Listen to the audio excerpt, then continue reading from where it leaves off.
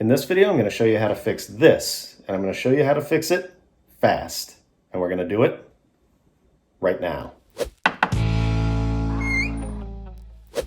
So over on this wall, I used to have my TV mounted here, as you can see.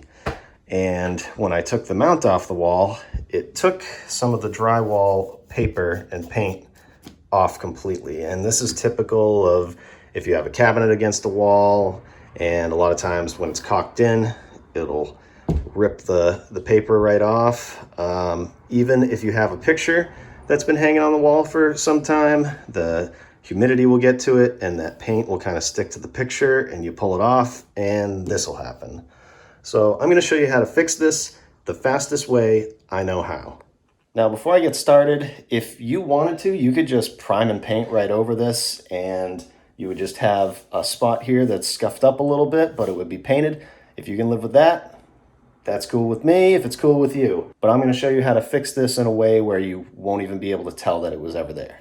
So what I want to do in order to make this smooth is I want to take some joint compound and fill this in and sand it down. But if I just did that, what I've seen in a lot of cases is where this paper is, that joint compound does not stick to this very well, and it starts bubbling and blistering up, and it does not look good. So in order to prevent that from happening, I'm going to use this bin shellac-based primer. You can use a couple different things.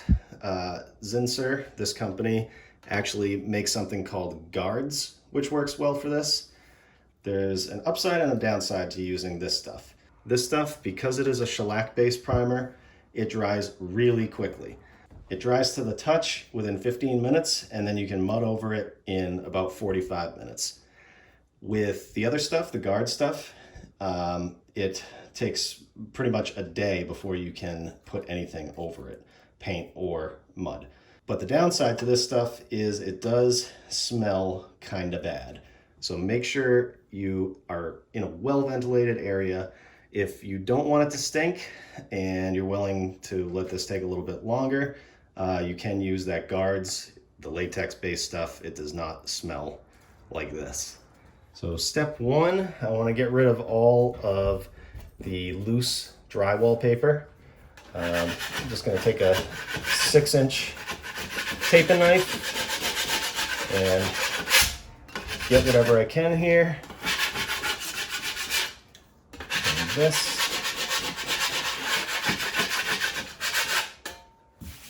That's pretty good.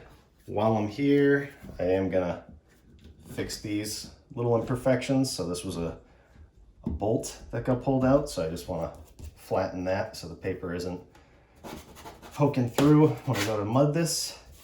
This one here. There's that one. Good. Now another thing you can do, if that knife doesn't get this completely, you can see this fuzzies right here. You want to take a utility knife and take a brand new blade and just score this along the top or wherever those quote unquote fuzzies are. Something like that. You don't want to go too deep. And then you can just peel that off, that stuff off. And if you wanted to, you could go all the way around and do that same thing just to make a nice edge. Again, you don't want to go too deep with that.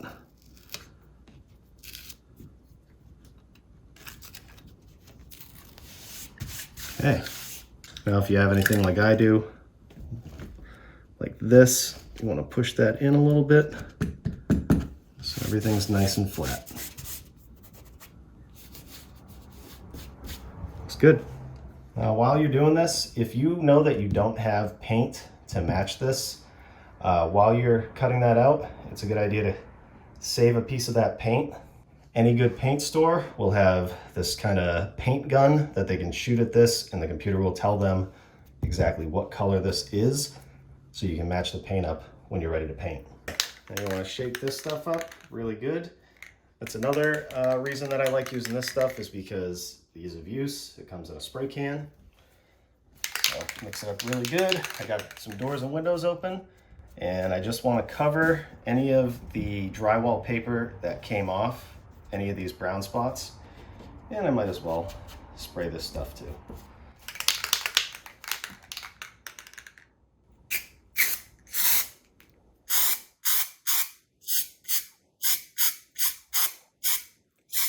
Now you're gonna notice that this stuff is a little runny. So I have a roller handy just to even this stuff out. That's a dry roller. I just wanna even this out, make sure it gets into all those little crevices. There we go. That's good. Now we'll let that dry.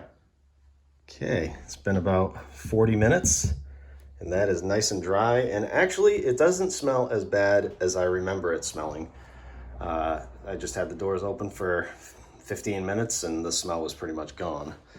So now we're ready to mud. And what I usually like to use is this stuff right here. USG dust control joint compound. It's already pre-mixed, that's why I like it. But you need to let this dry for a day before you can recoat or paint. So what I'm gonna use is this stuff. Same brand, USG Easy Sand 5. What the 5 stands for is that you have 5 minutes working time with this. So after you mix it up, or while you're mixing it up even, you have 5 minutes to get it on the wall and to get it the way you like it to look, and then it's gonna start curing. They make different times, so they have Easy Sand 20, Easy Sand 45, 90. It depends on how much of a patch you have. I have a very small one, so that's why I'm gonna go with the 5, because the smaller this number, the quicker it will cure. And if you have a bigger patch, I would suggest something like 20, because 5 minutes is not a lot, especially if you have more than just this going on. So let's mix that up. So since I'm using such a small amount here, I'm gonna use a paint tray liner. And be careful because this stuff does tend to get everywhere. So remember, this needs to be mixed quickly and it needs to be put on the wall quickly. So we're gonna do it as fast as we can. Just mix it with water. A bucket and a mixing wand would probably be a lot easier. But again, I'm only mixing up a small amount. Just wanna get that nice and mixed up. Now you just take your mud,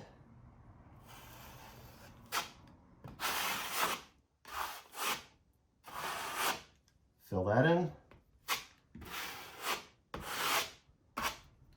I'm just going to fill in everything else while I'm here. See, there are some crusties in here. I probably could have mixed it up a little more. Or if I had 20 minutes, I could spend a little more time mixing. It's okay. Just try and make it as smooth as possible. That all looks pretty good. And if you are not the best at mudding, the good thing about this stuff is it sets between 10 and 14 minutes. So if you want to run another tight coat right over that before you sand, you can do that. If you can get it in one coat, great. So I ended up doing a second coat and I mixed it up nice and thin this time. And the good thing is that was only 30 minutes for 2 coats. And now this is dry and I can sand it out. I got my tape with some paper to catch some of the dust. So I'm just going to use my sanding sponge and smooth this all out.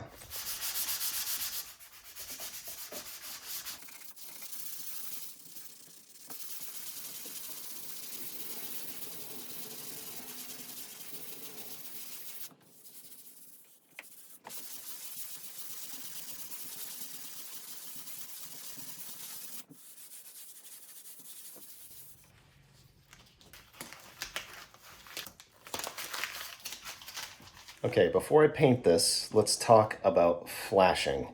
Flashing in terms of paint is when you have this wall completely painted, You know, I did this a year and a half ago or something like that.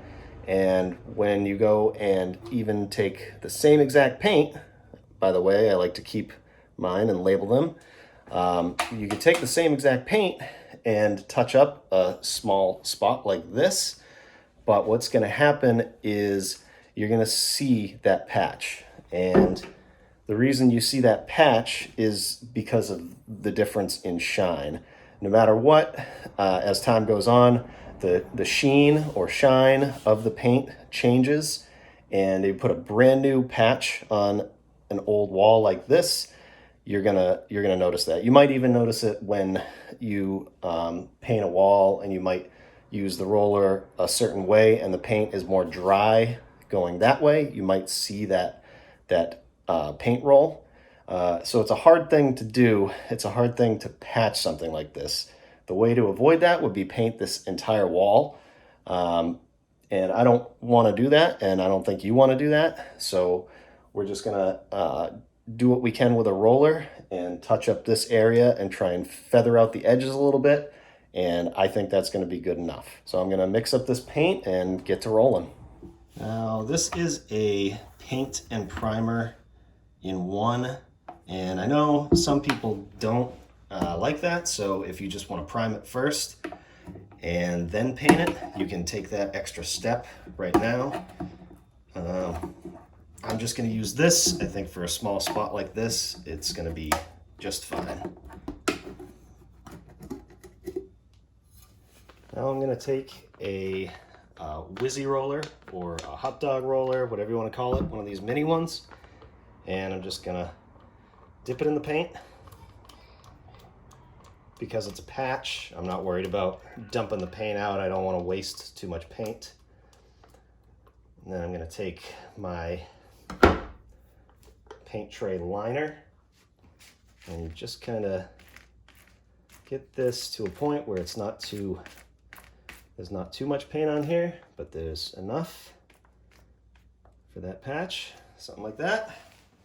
Let's paint it. Okay, paint away. Now it's good to use the same kind of roller or paintbrush or whatever you used to originally paint the wall. Match the texture of the paint that's already on there.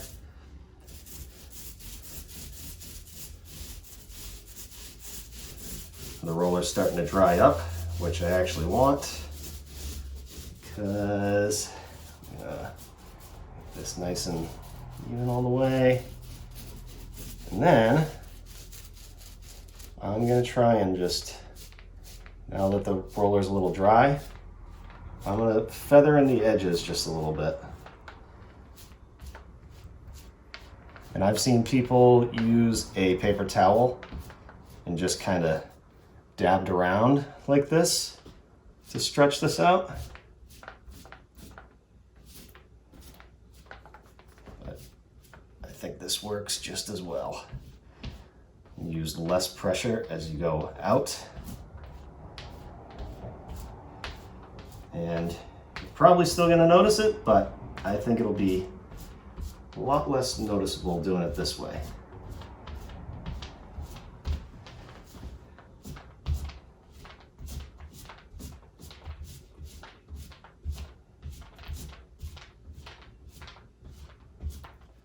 Okay, so that paint is fairly dry. I think this spot is a little wet, you can see it.